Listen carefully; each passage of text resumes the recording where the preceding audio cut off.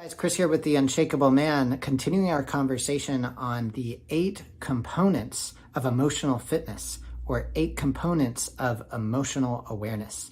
And this is the last one. It's a present state of a calm mind.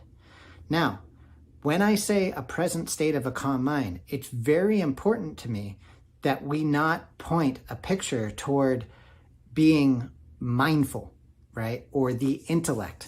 Because regardless of your intellect, your mindset, or your level of awareness, your nervous system dictates how you perceive your reality. I just want to get that clear. Your nervous system dictates how you perceive your reality.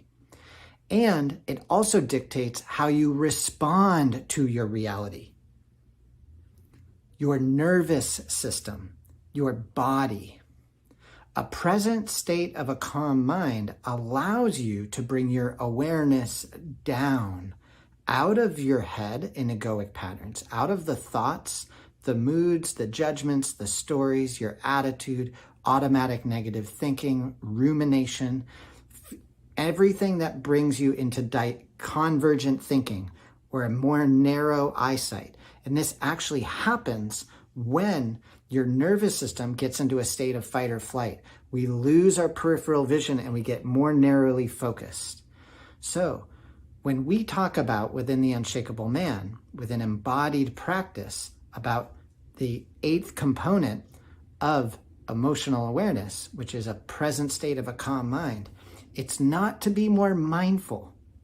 It's to be more bodyful. To get out of your head and to bring your awareness down into your body. To be able to be with what is happening on or in the body. Which is why being in a men's group is so powerful. Because when we learn to arrive in the space, we learn how to create a structure and to set agreements and to show up in the space and to create a brave space, not a safe space, a brave space where we can be challenged and where there are no good or bad emotions, then we get to learn how to work with what is in the space. And how do we experience what is in the space? Through our body, through our nervous system, not through our mind. 80% of the nerve ending fibers send signals from the body up to the brain. Only 20% send from the brain down to the body. That is why it is so important to get out of your head and to learn to drop into your body. And everything we've talked about at the very first lesson on what is an emotion, if you've watched that video, is an emotion is a physical sensation that is happening on or in the body that is sending a message to the brain that the mind is consciously or subconsciously aware of, that is sending a message through the brain that something important is happening to the body's well-being. This is another reason why we always say in our groups that the story in our head follows the state of the body. If our body is tight or in a state of threat, the story in our head will either be about that or trying to get out of it.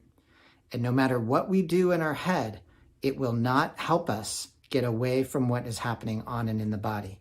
And that is one of the reasons why we will continue to jettison up into the head, into more convergent thinking, not divergent, not creative, right? Creative ways to get through challenges in life, but more narrow, more fear-based, and more disconnection. So that's it. This is the final component of emotional fitness. It's a present state of a calm mind. But it's very important to me that when we talk about this, that we not over-identify with the intellect. Because for many men, when I say a present state of a calm mind, from my experience, from working with hundreds of men, is that they bring that into mindfulness, which is not bodyfulness, okay? So we're coming into the body and we're learning how to be with what is happening on and in the body. And that in turn allows us to connect with ourselves and everyone and everything. All right. I hope to see you in an Unshakable Man men's group. And if you don't pick an Unshakable Man men's group, I hope you find a men's group, because every man should be in a men's group for at least 6 months of his life.